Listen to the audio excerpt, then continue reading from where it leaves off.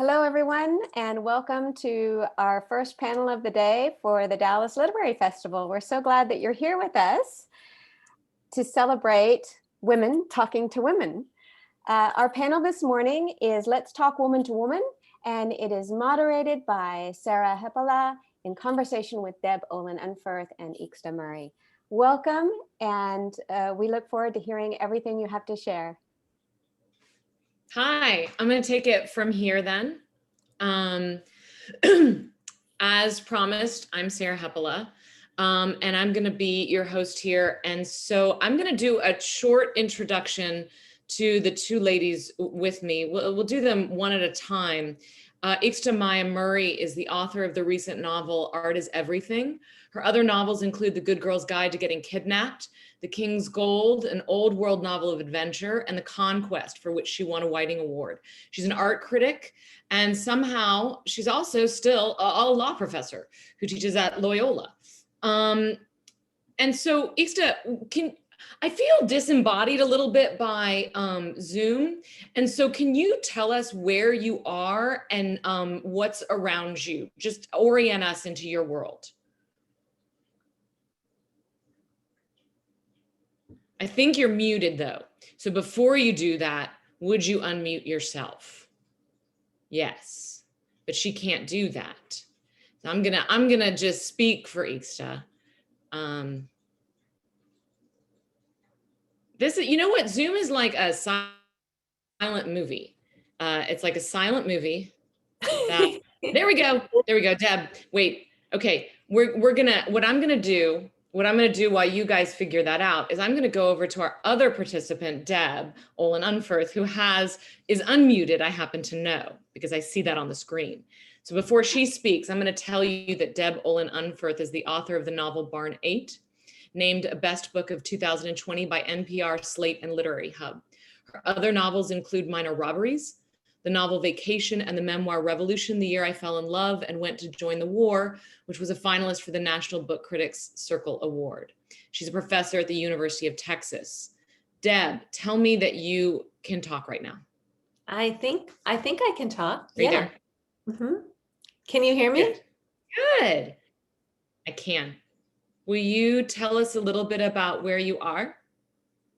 Sure. I'm in my house, and I'm in Austin, and those are my bookshelves. There's my dog down there on the floor. What else can I tell you? Do you organize your books?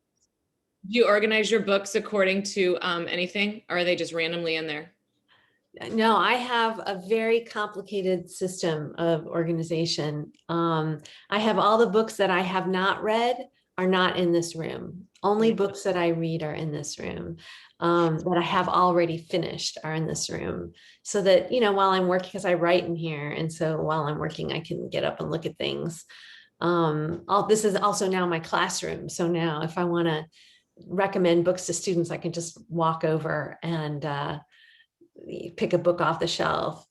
And then I have another bookshelf in the other room where I can choose the books, where I have the books that I want to read, and I have a very complicated reading system. So they're sort of organized by books that I'm going to be reading soon and things like that. Now I have a very complicated. That was such a better answer to the question that I asked you than I expected. And just to play fair, I am in Dallas right now. I'm in my kitchen, which happens to be red. There we go. Yes. Yay! Done. Can you tell us where you are and just a little, orient us a little bit in your space? Okay, I'm in the beautiful and troubled city of Los Angeles, in particular Studio City, California, the home of the television industry. And I am here in my living room / office / bunker now. And this is where I teach all my classes with my beautiful students at Loyola, and where I conduct all of my meetings. What is that? Yes. Sorry, I was going to ask, what is the painting behind you? painting behind me is a piece that I purchased probably 30 years ago and had framed, and it's a beautiful collage. I love art. I'm an art critic, but I don't do a great deal of collecting.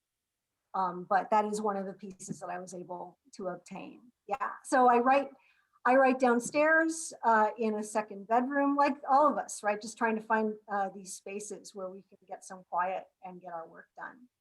Absolutely. But yeah, just, hey, Dallas, we're super excited to be here today. Really excited to talk about literature with Deb and Sarah. So I thought we'd start out by talking a little bit about how we got here, meaning like what made you a writer? And, you know, I feel like this is it's kind of a cliched question, but it's an important question because we live in an era of Netflix and very short attention spans. And I kind of don't know why any of us do this. And so I'd like to hear from you a little bit how you became a writer, and why, you know, like why you think books matter. Let's start with Yxta. Great, thanks. So I became a writer because reading gives you experiences and knowledge and sensations that can be achieved in no other medium. Not Netflix, not film, not video games. Nothing else can give you what reading gives you. And as I think, like a lot of writers, I grew up an introvert and, you know, just really in my head and all these things. And I'm a Latina, and I was in a school that you know, had some problems, and it was a great way for me to explore the world. And so, of course, I wanted to participate in that magic from a very young age. And I started writing, however, only after law school when I began clerking. So I worked for a judge in the federal district court here after law school in Los Angeles. And there's this process that occurs during sentencing, which is known as the right of allocution. Apologies for this noise. Right of allocution is when a defendant who's getting sentenced is allowed to tell their story to the judge and to the court. And so I was listening to these stories after stories after stories of these defendants who are getting sentenced to 15 years life in prison for everything from drug crimes to armed robbery to other sorts of federal offenses. And that's when I realized this is going to be my entry, is this kind of storytelling. I have to bring this to the people in a way that I haven't had access to. And that's really what started me in my life as a writer of literature. That's so cool. Deb, can you enlighten us? So I was a big reader growing up. I was not a writer though. My grandfather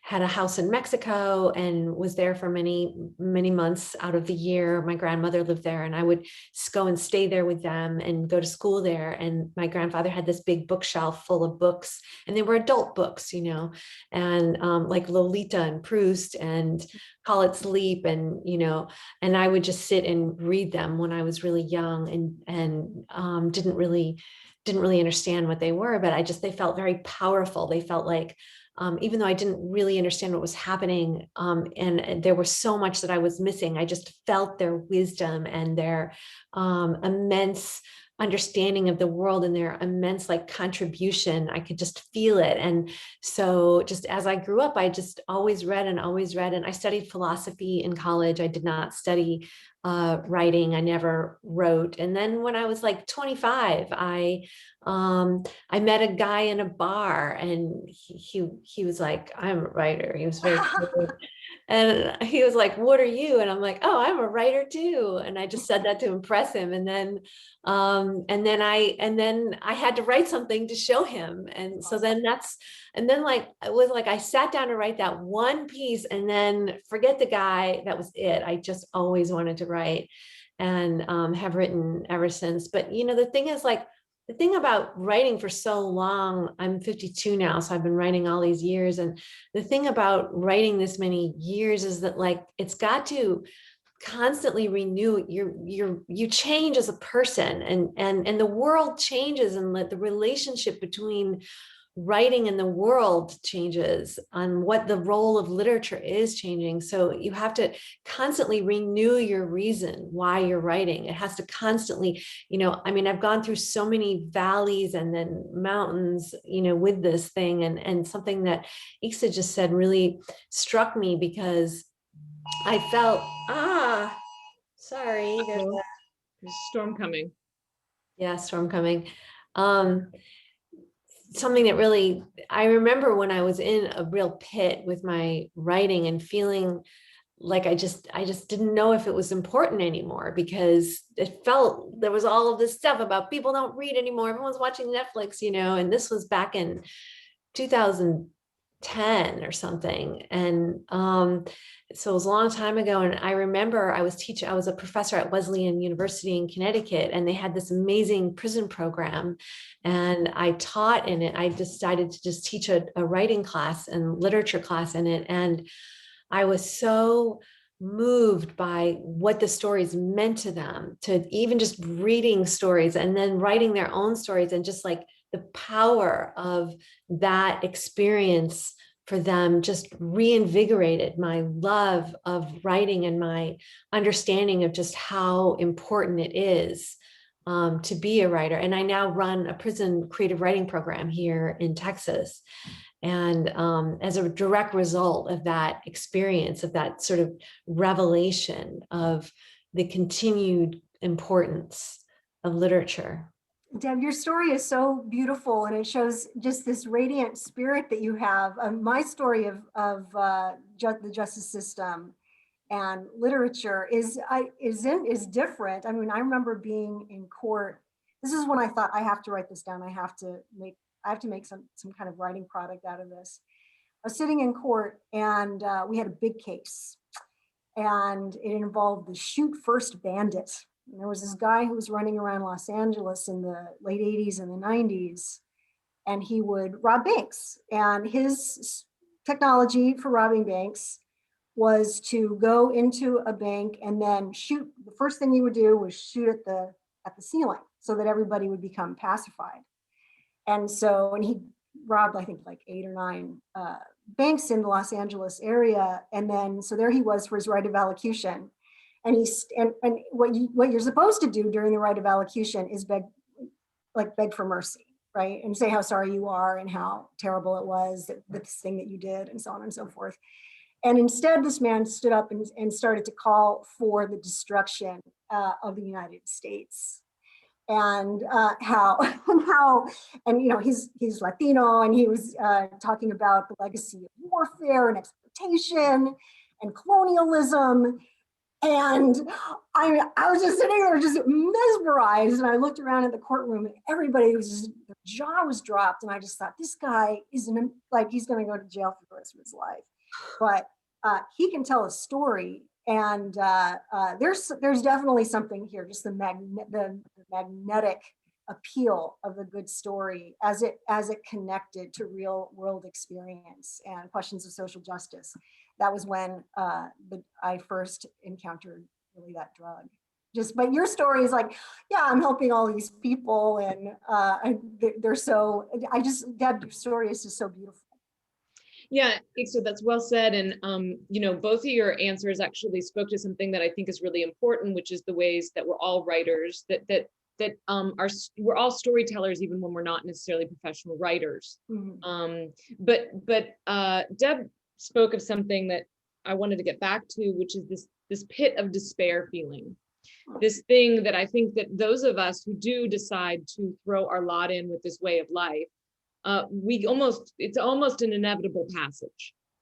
And you've spoken a little bit, Deb, about like the prison, how that unlocked that for you. But can you talk a little bit more about, like, each of you to talk a little bit about how you deal with the voices in your head that tell you that this doesn't matter, nobody reads, it's not important what we do anymore, because that's one of the biggest goblins that young writers face. How do you deal with that? What advice do you give to other people? Deb, can you start? Sure. I mean, I've had that voice in my head all of these years, from the very beginning. I've had that voice, and it's still loud and clear and slightly different, but saying the same thing. And I've had so many strategies over the many years that I've dealt with it, and they've changed over time with my age.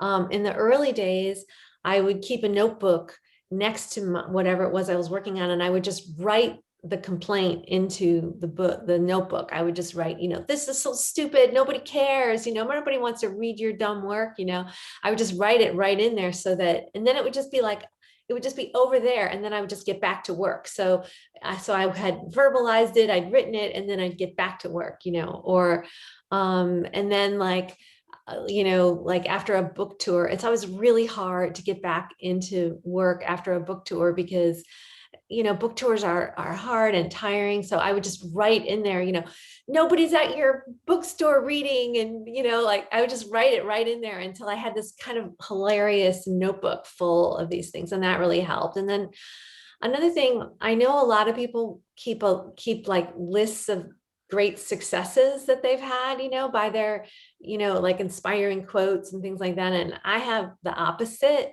where I have a list of people or disappointments that kind of crushed me. And like editors who never took my work, or like rejections that like I really thought I was going to get it and I didn't get it, and I just keep them in a folder on my desk. And then if it's not going very well, I just open it up and I'm like, I will show them. And then I get back to work. So that's like another thing that I've done a lot. Or I keep like quotes of, this is crazy, but I have a relative who has several times said that I couldn't do something over the year. Like there's always something that I can't do. Like I'll never get into graduate school, or I'll never be able to write this book, or, I'll never publish a book. I'll never be able to get a better job, whatever. So I keep those like written, on my desk, like, you'll never get into grad school. I showed her, like this sort of thing. So that's just the way that I personally am able to do it. That's but great. I'd love to hear what Yxta does. Oh, Yeah. what a great series of strategies. That's so moving. So I have succumbed to those voices. To have tenacity and stamina and longevity in the arts is a real struggle.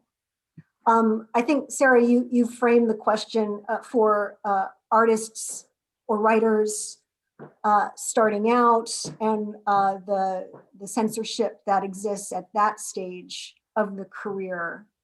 That can be really silencing, and I can only hope that youthful exuberance and innocence can carry a lot of that weight for the first part of the career. That's certainly what happened with me.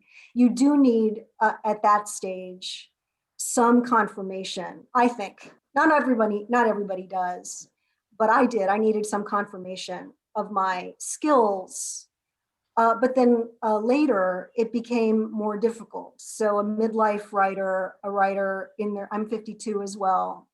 A writer who's been around for a long time, has had sales that are not ghastly, and sales that are. It's a long road, and there were times in my career when I took a break, sometimes long breaks, from writing literature because the corrosion of that kind of crushed hope was just too much, and I thought I have to pivot. I have to think about some other kind of work right now because this is getting too rough. One of the times when I did stop writing, I'd been writing unsuccessfully for a couple of years, and I'd also had a really bad experience personally with a publisher. And I was reading this piece of art criticism by Roberta Smith, I believe is her name, the art critic for the New York Times. And she was writing about an artist named Sonia Delane, who was a painter, but then had a lot of difficulty later in her life maintaining her career. And so she switched gears, she pivoted. She went to fabric design, she went to theater design. She just did everything that she could to keep working, but it didn't necessarily have to be painting. And Smith said, Delane was a survivor. And I thought, that's what I have to do. I have to be a survivor. I can't stop creating, even though right now this feels kind of dead. And so I did a lot of work in legal scholarship. I did a lot of work in political theory. I ran around the country taking interviews with, so I pivoted. I just did other types of work that were really energizing to me. And by the time I came back to literature, I had made a decision that I'm going to be a writer. I'm going to be an artist, and it doesn't matter. None of this matters. Agents, publishers, critics, that's what I'm going to be. And I have now a package of time to do this work before I vanish, right? Because that's what I find happens. That a sense of time becomes more finite. And so for me now, it's effortless because I've made up my mind. I'm going to do this until I can't. And that's really been my passage. Can I just say one thing about that? I just love so much everything that you just said. Like that's just amazing. I mean, one thing that I like, I don't want to be the writer who is, like, I must just write short stories until I die, even if it feels dead on the page. I don't really care, like, this is what I do.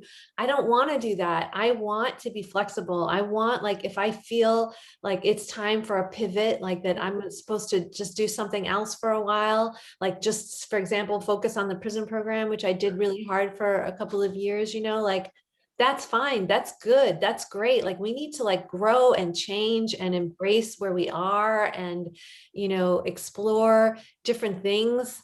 I mean, what a sad life to just do one thing and that's it. Even when it starts to feel dead, we just hammer away at that thing. Like, that's no way to live a life. And so I just, like, I want to be that person so badly. And it sounds like you are. It sounds like you are that person. And it sounds like this work that you're doing in the prisons is so, it's so important. And it must also be giving you so much food for thinking and for creating. I marvel at it. It's just wonderful. Yeah, I mean, it does feed me a lot, but I love what you're saying. And then the idea that you would come around back, like that, then you sort of do this full circle. And then the other thing I love that you said was like that that, like, just don't think about agents, don't care about that. I mean, I also had to have a moment when I had to just decide. I mean, I do really like my agent. This is not about my agent, but, I've had, things with publishing or, whatever, like, it can just be a dark, hard world, and it's easy to get disappointed and, to feel frustrated. And, this idea of, just for me, what the thing that I had to decide to do was, like, I just want to find home, meaning, like, I found a publisher that I just absolutely love. They're not, it's not Knopf, it's Grey Wolf, who is, they're a really dignified, fantastic press, but it's, it's a mid-sized press. And I just had to just decide, like, I love my editor so much, and I love that team so much. Like, I don't care if it's the huge money. I don't care. Like, I just don't care. They're so dignified, and they just make me feel like a real artist. And I'm not going to chase more. This is what I want. And I feel like exactly how you feel about just, find the thing that feels best in that moment. Now, I just have to make a pitch for literary presses, or rather for university presses. I'm with TriQuarterly out of Northwestern and the University of Nevada Press. And they've been such a lifeline for me and such a support. And they're publishing things that are other places like Grey Wolf. They're like Grey Wolf, and that they're publishing things that other places won't. And it's such a gift to me. Everybody on both teams has been so wonderful. So I want to pivot us to doing some short readings. And I also want to remind our audience that we're going to have time for a little Q&A after this. So if you have questions for either of our authors, feel free to put them in the chat, and maybe we'll get time. Probably won't have time for all of them, but some of them. So Yxta, would you like to begin, please? I would be so honored to do so. I'm going to be reading a little bit from this novel, Art is Everything, by TriQuarterly out of Northwestern. And I don't know if I'm looking at another page now. So I'm reading a story called Private Language, which is framed. This is a novel about a performance artist whose life goes off the skids and she stops making performance art. Like I stopped writing, and is trying to find her way back. So really the things that we've been talking about have been much of the subject of my more recent writing. And this story is framed as a Vimeo comment. Vimeo is a service, a platform on the web where you can post your videos. And I found a real world performance artist named Lindsay Tunkel, who was making a performance called Is This What Feeling Feels Like? And where she sings the Whitney Houston hit, I Will Always Love You, and dunks her head into a bowl of water and drowns herself, and then continues singing. So anyway, this story is framed as a comment to that video. So I'll just begin here. A person who wants to be destroyed by love is normal. The human wish to be ravished, despite its bearer's avowed feminist principles and self-possessed public persona, does not present an anomaly. At rare yet foreseeable intervals, erotic desire will offer most mortals an expensive, all-inclusive trip to a magical land where they will engage in mutually confusing flagellations with other reasonable people who are similarly, if temporarily, afflicted. So now, it is not strange to want to be bent painfully over a headboard while wailing with happiness. Even famous people like Herman Melville aspired to be slayed like a babbling lamb. Indeed, this ambition proves so common that it often crawls to the depths of banality. Maybe Melville wrote the great Moby Dick about Nathaniel Hawthorne, but think about the thousands of cliched flamed films that have been made in passion's name. Desiring another person to drink from your flagon of life is a well-worn theme in the history of love. What is strange is articulating this longing in language. Grab my ass, pull my hair, harder, goes the mantra. Spank me, say my name, goes another. Brandon is a 34-year-old corporate lawyer I met at Ralph's. He's imposingly tall and possesses buoyant pectoral muscles. I'm a 38-year-old former performance artist, an aspiring writer, and now a platform strategist for Snapchat. Brandon is half Chinese and half Peruvian and likes Star Wars prequels. I am a bisexual Chicana with large eyes and sturdy legs. We have been dating for 4 months. When I visited Brandon's 2-bedroom condominium in Culver City tonight, I arrived at its walnut parquet foyer ready to talk. I had been reading Wittgenstein's Late Philosophy on the Metro and wanted to ask Brandon about his thoughts on indeterminacy. But then I saw his blue-veined biceps and bloodshot aura of overwork, and I became incredibly excited. Hi, you look really pretty, he said, backing into the living room as I threw my recycled Snapchat work bag to the ground and tore at his shirt. Babe, whoa, this is so exciting. But hold on, wait, he said as we fell on the sofa, which is covered in Tweety wool. I am holding on. I am waiting a minute, I gasped back until I heard myself yelling.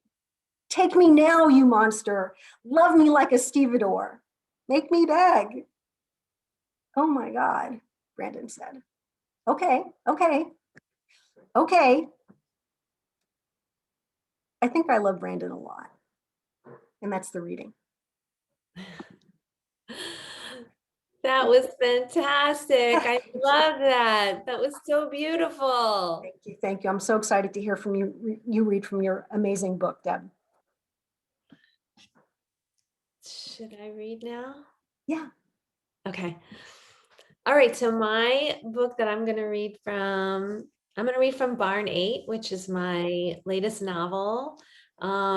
It's about 2 USDA inspectors who go rogue and decide that they are going to steal 1 million chickens out of a factory farm.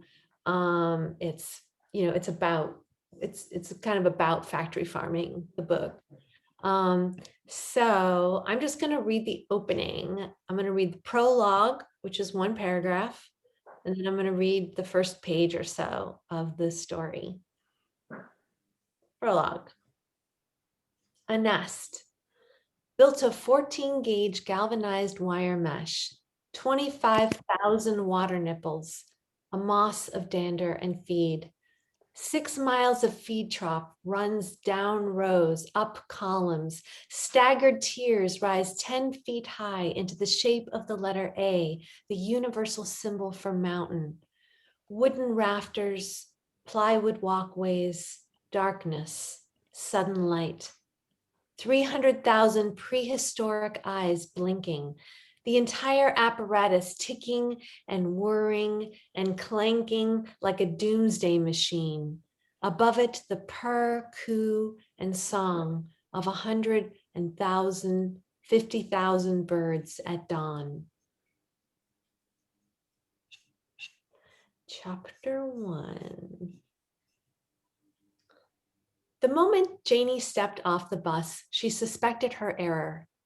Until then, through the long hours of the ride, pulling through town after town, the day dimming, the door sighing open and shut, the darkening, then the darkness, her head lobbing back and forth in half sleep. She'd felt she was at the start of a great journey. She'd peeled off from her former self, left the old Janie behind. She could almost see the old Janie ghosting along her usual track back in the city, headed to school. They were like co-joined twins torn apart. One would live, the other would die. And the doctors weren't sure which was which, so the world watched, waited. She trembled with anticipation, the states widening, the land flattening, the fields turning into fields, not tangles of brush and trees, the God signs whipping by along the roadside. She, the new Janie, had stepped out of the line of her classmates and walked away, and who knew what would happen now? She could almost glance back across the country and see the line move forward without her. The old Janie, inch up, follow those in front of her like a cow. But now, a day and a half later, she got off the bus, climbed down on gummy legs, and the station instilled her first doubt. The clean plastic seats, the antiseptic smell, the collection of very badly dressed people, their suitcases wrapped in cellophane and piled on the floor like the components of a giant packed lunch. That's it. That was I awesome. remember when I read this one of these chapters in Bomb, right? And I was just so riveted by your story. I couldn't wait to get out and read the whole book. But this passage that you've just read is so moving because it's about so many things, but it's also about becoming, right? A woman becoming and trying to become a different sort of person. And that oscillation that you feel between the new self and the old self and the self-splitting is just so brilliantly presented. Thank you. That is so nice of you to say. Actually, the reason I've never read that particular passage before at a reading for some reason. And to this morning, when I was trying to decide what to read, because of the subject of the panel, I was like, I think it's time for that first page. I think that would make sense right now. So that's why I read it. Thank you so much for that careful listening. Yeah, it's cool. I haven't seen people do readings on Zoom the way both of you did them, which was to read off of your laptops, I guess, or your computers. And it was really cool because it was like we were watching you perform your work in a way that was unmediated. Normally when you watch a writer, they're looking down at their page and they're not looking out at you, which was the first time that it occurred to me that like, wow, technology has really kind of leveled up that experience of reading. That was new for me. Thank you. Both the passages were great. So this panel is called Let's Talk Woman to Woman, which makes me feel like we need to tell our secrets or share a blood oath or have a sleepover.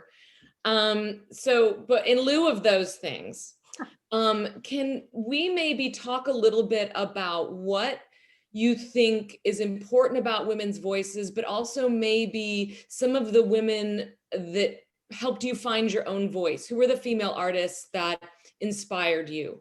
So anything that sort of,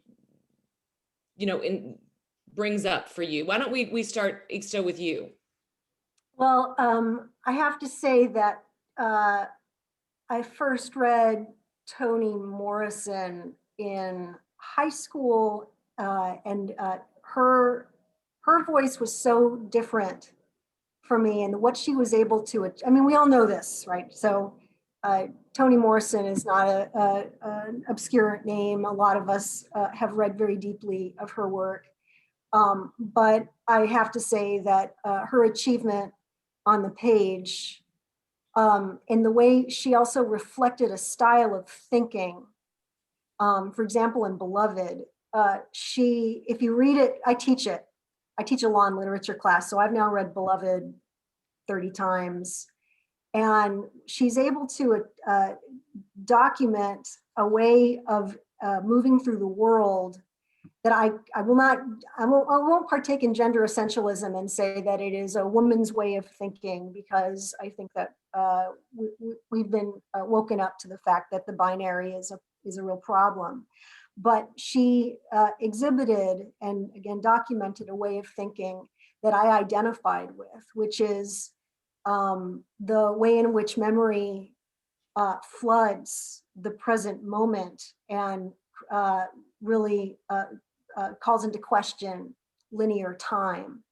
And I know that Joyce and Faulkner and other writers have also done that, but she combined that with an intimacy and a focus on women's lives that was to me revolutionary, and and also of Black women's lives, of course. And that's a kind of experience, an interaction with a person that is with Morrison on the page, that bell can't be unrung, and it marked me forever. And if I always wanted to be able to share in something of that way of being and that way of expressing myself.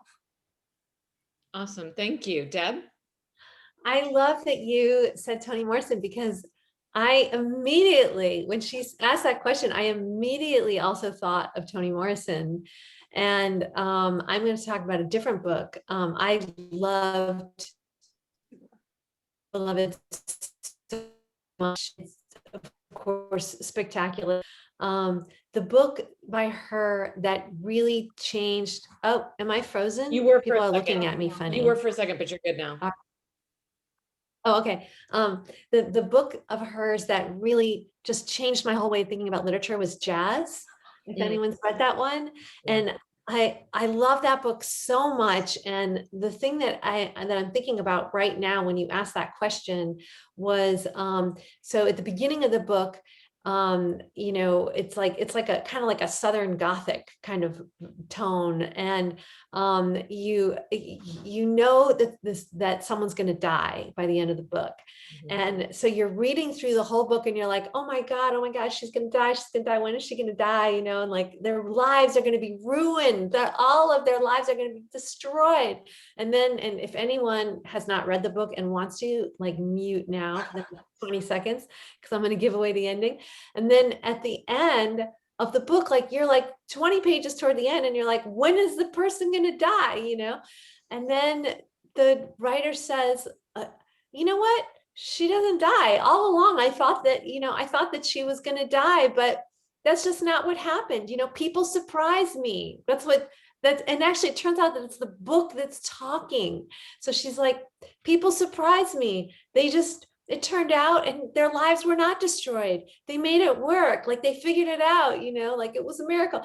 Like I couldn't believe she could do that in a book. I couldn't believe that, like, the generosity that it took to do that.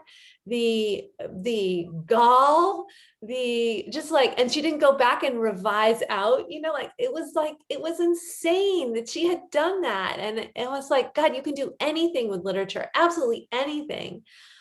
So that was one. And then I'm going to name just a couple others. When I started reading Gertrude Stein, that was a life-changing experience, because I was in graduate school and a writer came to speak, and someone asked her about a story that she had written, and she said, that was during my Gertrude Stein period. And I was like, Gertrude Stein, who's Gertrude Stein? I never heard of her, you know? So I went into the library and got out a big pile of books, and I couldn't understand anything that was written in those books. It made no sense to me. It was just so weird and repetitive. And why would she be writing like this, you know? And then this guy was playing music upstairs. He was just so obnoxious. And I went up and I banged on his door and I was like, shut up, I'm trying to read Gertrude Stein down here, you know? And he said, oh, I have a recording of Gertrude Stein reading. So I was like, oh, I want to hear it. So he played it. And I could, as she read her weird words, I could like hear that she was like expressing like what she hears in the world, like her experience of the like hum that is her mind interpreting her experience. She's like putting it on the page. And I was like, oh my God, you could do that with writing. Like I had no idea you could do that with writing, you know? And so then that was a huge eye-opening. And so just like, now I understand what voice is, like, now I understand what, you know, so all of these women, and while you were talking, I made a list, but I'm not going to take up more time with all of them, but I'll just name those two right now. That's great. Those are great. Thank you. So we have some questions from the audience and I want to get to them. So there's a question about anyone that's aspiring authors that are going through the querying and agent process. And so this person would like to know what encouragement you have or any personal stories you have about going forward and trying to reach the publishing dream. So Rilke, Letters to a Young Poet. Okay, so Rilke is a famous German poet. He's a world-renowned genius. Everyone's trying to get a hold of him, and this young poet starts writing him letters. And he says, Herr Rilke, Master, I need your help. I need your help in introducing me into society, and I need your help in writing these poems. And Rilke's response was, no one can help you. No one can help you, is what he said. And that sounds really flat and devastating when you hear it. But what he's actually saying is, it's really on you. So you're going to have to, my advice is that you need to do an accounting of your internal resources. I know it's not right. I can't get you an agent. I can't get you a publishing deal. You're going to have to do an accounting of your internal resources and stock up so that you have the energy to fling yourself at this establishment until the door opens. And it's on each of us individually.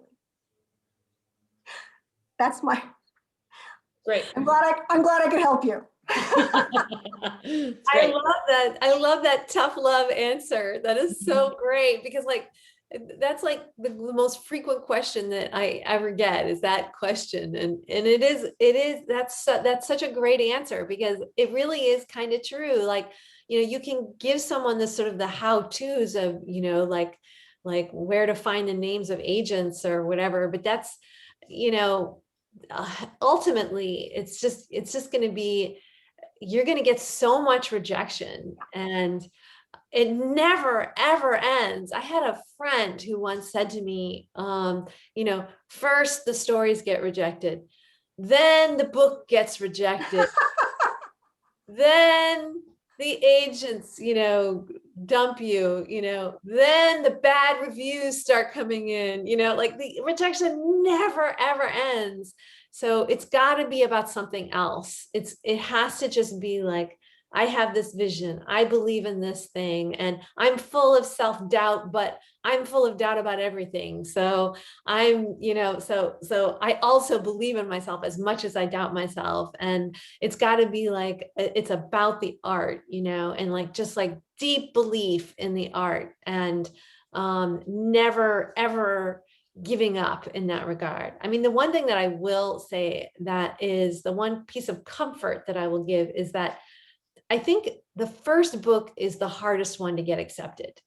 Once you've published one book, it is easier to get more books published. So it's not like, maybe other things will go wrong. Like maybe your first book gets reviewed in the New York Times and your second book doesn't, but if you're worried, like, oh my God, am I going to have to go through this process of getting the book accepted every single time? It's so horrible. No, you don't. Your publisher usually sticks by you, or other publishers will step up.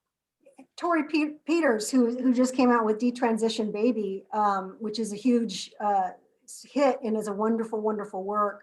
She published her first books as chapbooks that she distributed for free. So that's a type of an entrepreneurial go get 'em approach that really paid off. So Rilke, and then Deb, and then some Tori Peters added to the mix for advice to our question asker. We have 3 minutes left, 2 minutes left, and I would like to do this real quick, but and I apologize to anybody that we didn't get to your questions. The pandemic has changed the performing arts. How do you think that it's changed the literary arts? Quickly, Deb, why don't you go first?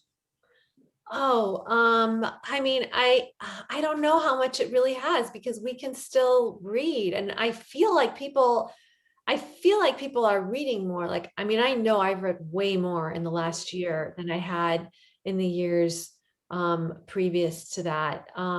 So I mean, I can only think it's been a good thing. I feel like we've banded together to save a lot of independent bookstores. I've attended more readings this last year and just like talks with authors than I have in many, many years.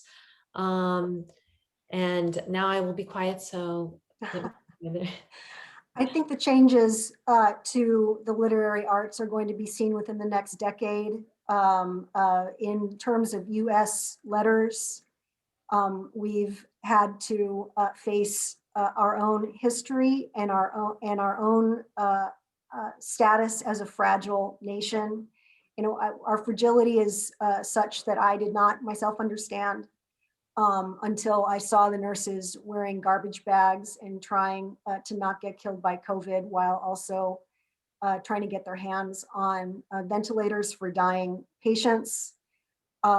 This is a trauma and wake up that will not go away for several generations, and it's going to affect the way we conduct ourselves on the page. It's a new kind of information, a new kind of knowledge that we're going to see the effects of.